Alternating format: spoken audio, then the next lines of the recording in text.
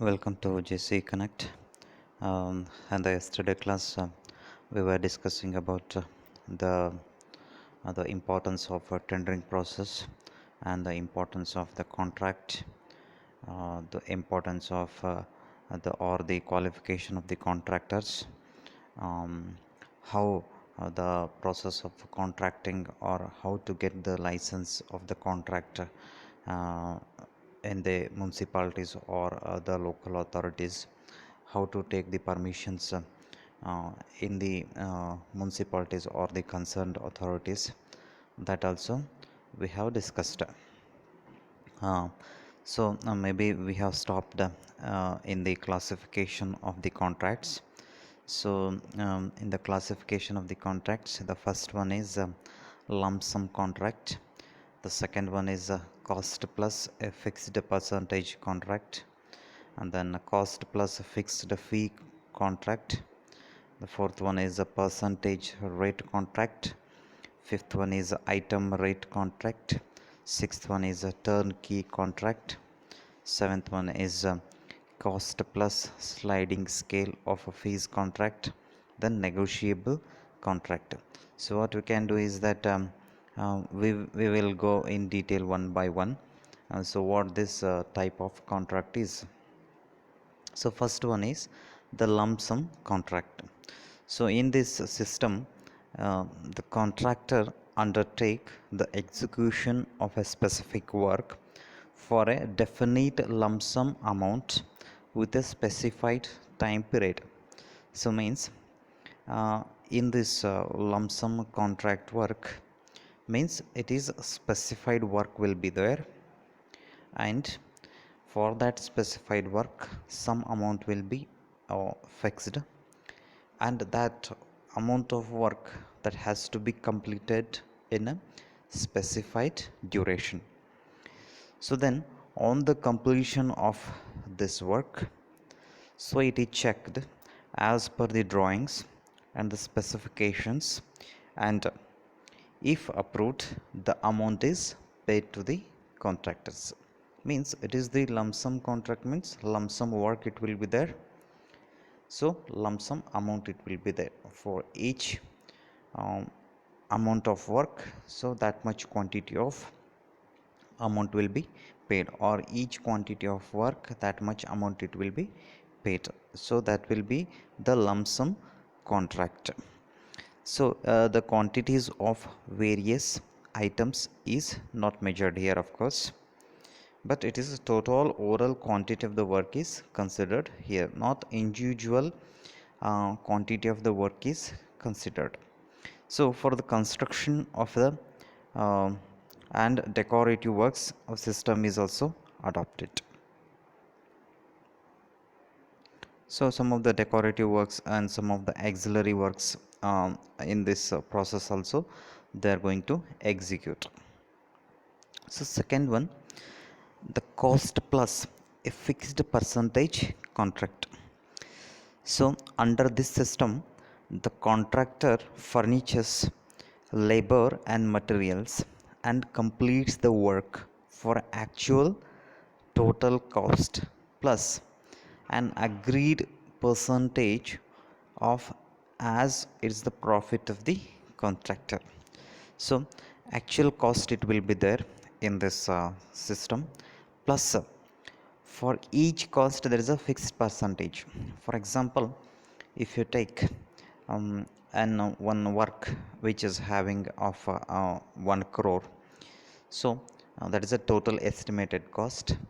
So for that they will give 5% of the total estimated cost. So that much will be the 5% will be the percentage to of the profit to the contractor. So 1 crore plus 5% of the 1 crore it will be the fixed percentage contract.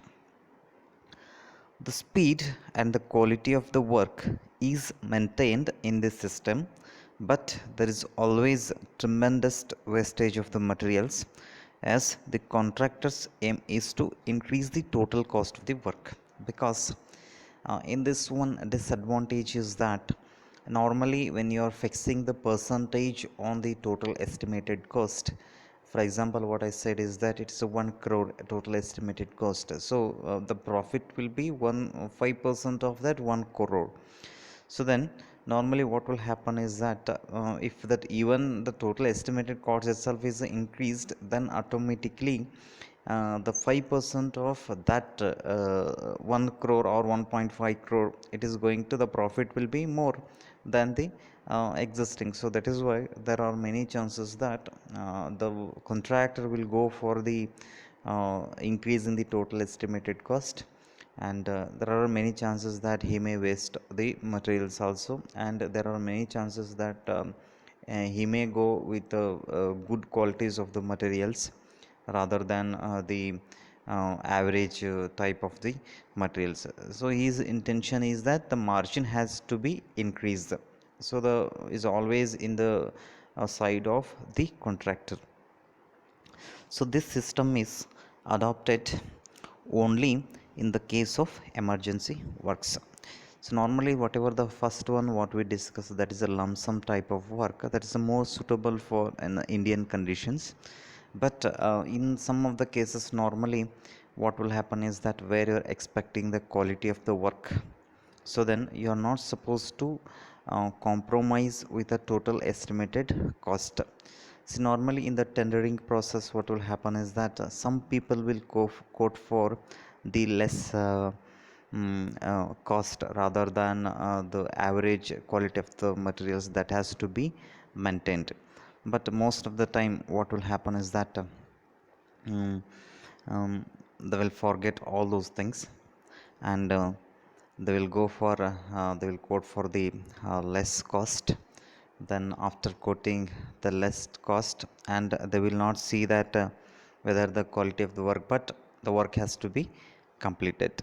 So in that cases this kind of cost plus fixed percentage contract will not work. So then we'll go for the cost plus fixed fee contract.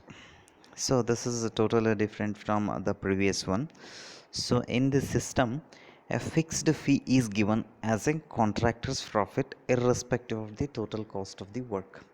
So in the previous case what we did is that it is the whatever the percentage depends on the total estimated cost.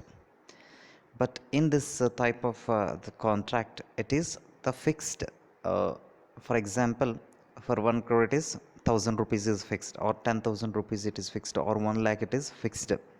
It is no way connected with the percentage of the total estimated cost. For example, previously we have taken an example of 1 crore. So in that we fixed it is a 5%, but in the system you can fix it in this way. It is a 1 crore, and the total is a fixed of 1 lakh. So even if you increase the total estimated cost for 2 crores, whatever 1 lakh will not increase. So it is a fixed fee for the contractors. It is no way connected with the total estimated cost. So this is to control the tendency of the contractor to increase the cost of the project unnecessarily. Normally the unnecessary increasing of the project can be reduced in this type of contract. Smaller the completion time, more is the profit, and hence the contractors hurry to complete the work, and the quality of the workmanship is not maintained. So here two very important aspects to be considered. The first one is the contractor is always eager to complete the work within the given time. For example, if the deadline is given as 1 month, so what he will try is that he will try to finish the work within 15 days, because it is a fixed amount, it is no way connected with the total estimated cost. So rather spending for 1 month, you can utilize it for 15 days, and the next 15 days you can utilize it for other work. So total at least whatever the work is there, they have the contractor is going to complete in less time, and Second thing is that the quality will not be considered. We already know that um, anyhow he is given the fixed amount, either he can go with less quality of material or the uh, uh, good quality of the material. It is no way connected with this kind of contract. Either you finish it in 15 days, or either you go with the less quality of the material, or either you go with the good quality of the material.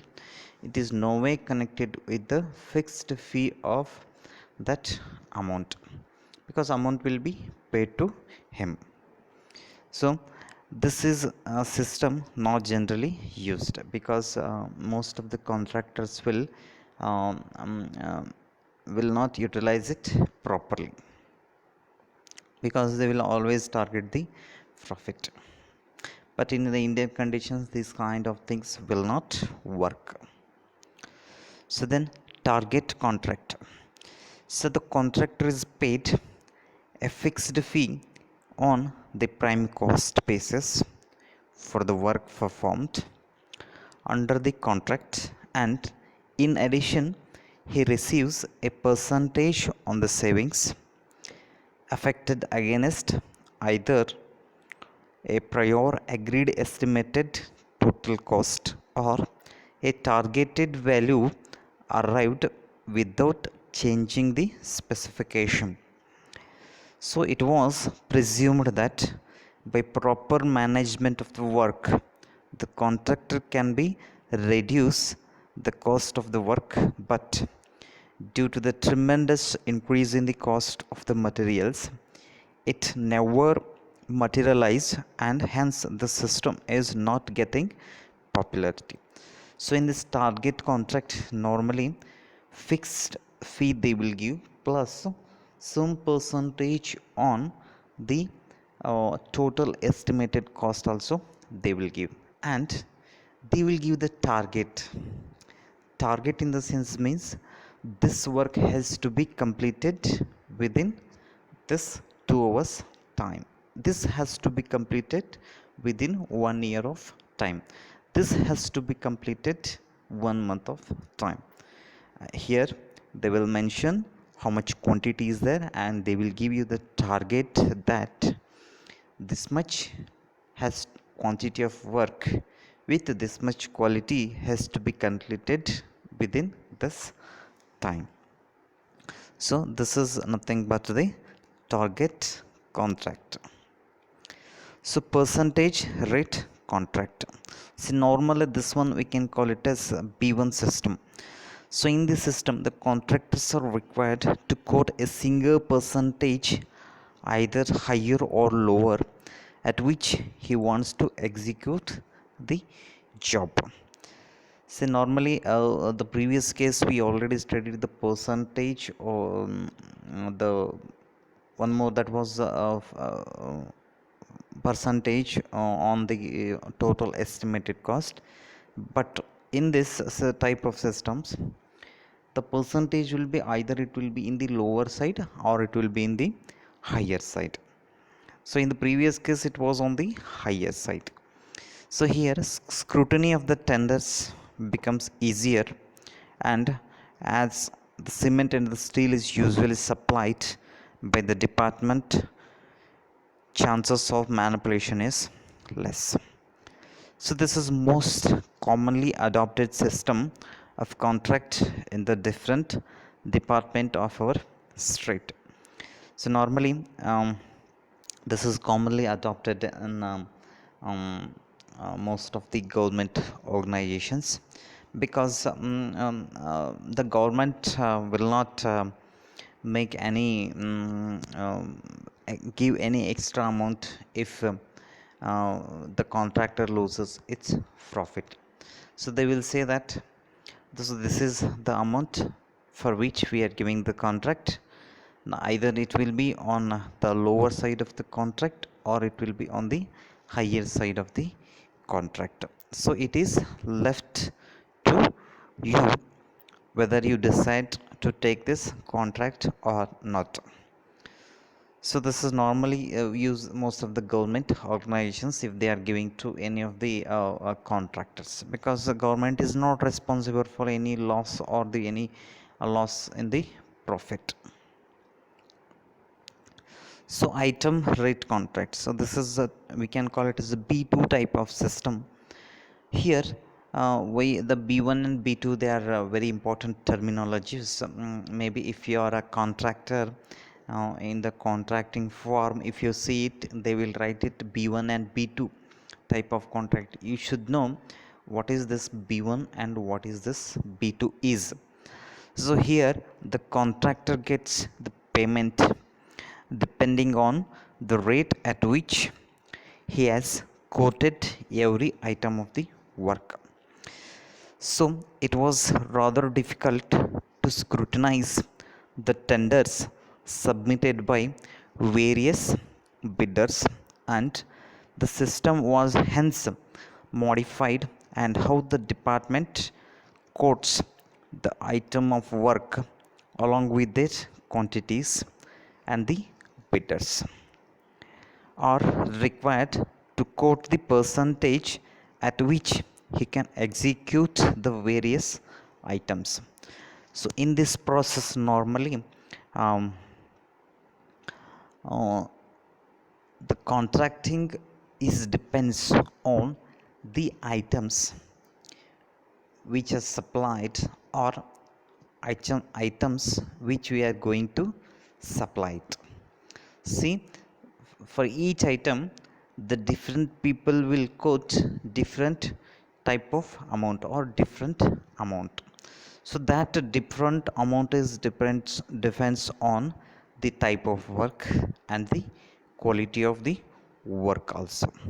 So um, when you are giving the contract, so then you give the contract based on the items or the materials which you have selected it.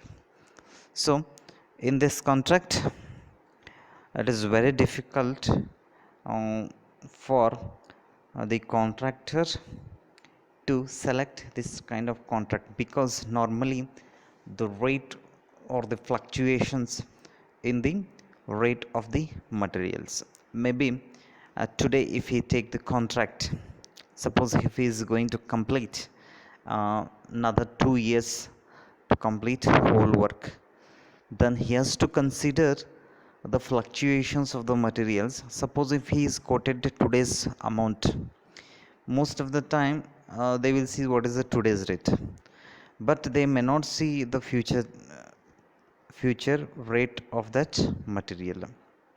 See, normally what will happen is that, suppose if you quote the future rate or after 2 years rate for the present materials, and the government will always ask that why you quoted this much high rate for this materials, because it is the market, how the fluctuations will go, how the demand will increase, how the quality will change based on the type of work. So it is a little bit tough for the contractors. So then this is over, the item rate contract is over. Of course one should know in this item rate contractor is that most of the time the contractor will be the loser in this time. Suppose if he is not kept the materials stock for the 2 years, because of course nowadays what is happening is that one more problem in the most of the government sector is that you are not supposed to store the most of the building construction materials for a longer period. If you are preserving for more than 2 or 3 months, you should take the permission from the higher authorities, saying that I am preserving for these materials for next 2 years, and you have to pay the whatever the extra taxes for that 2 years. Of course the permission will be given, but the permission, it is very difficult to get. So even the authorities can seize the materials if you store for the longer time. So this problem happened for this sand mafia. This is sand mafia. We already know that if you store the sand, the higher authorities will come and they will definitely seize it if you keep it for the longer period, because you are paying for today's rate. If you keep the same rate for the next 2 years also, because sand will not be degraded, it will remains as it is. Even if you store it for 10 years also, uh, nothing is going to happen.